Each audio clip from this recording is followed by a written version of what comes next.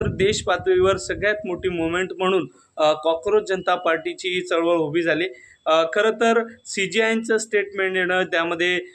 देशाच्या तरुणांना काही उपमात्मक स्टेटमेंट करणं, त्याच्यामध्ये तरुणांना जे आहे ते कॉकरोच संबोधणं आणि त्याच्यातून अभिजित दीपके यांना कॉकरोच पार्टीची पक्ष किंवा सोशल मीडिया चळवळ उभी करणं आणि त्याच्यातून मग अनेक प्रश्न निर्माण करणं। सुरुवातीला त्याच्यातून BJPचं जे प्रमुख चॅनल आहे इंस्टाग्रामचं त्याला मागे ठेवत पुढे जाणं, त्याचबरोबर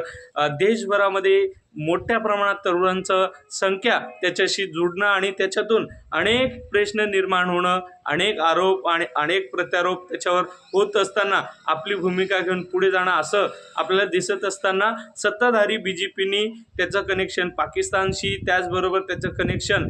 फॉरेन फंडिंगशी करत असताना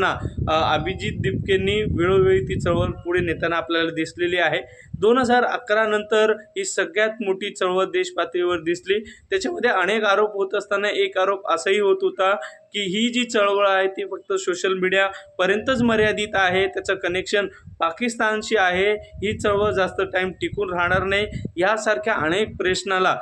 अभिजित यांनी प्रत्युत्तर दिलेलं आहे। त्यानंतर ही सोशल मीडिया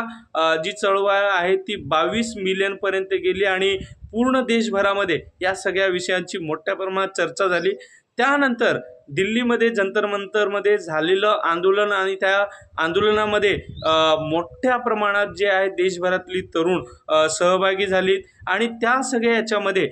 नीट पेपर फुटीचं प्रकरण जे आहे ते देश पातळीवर मोठ्या प्रमाणात पुढे येणं, त्याच्यातून मग ही चळवळ जी आहे ती CGIचं स्टेटमेंट आणि नीट पेपर फुटीचं प्रकरण दोघंही एकत्र येणं आणि त्याच्यातून ही चळवळ उभी राहणं आपल्याला दिसलं, ज्याच्यामध्ये देशाचे शिक्षण मंत्री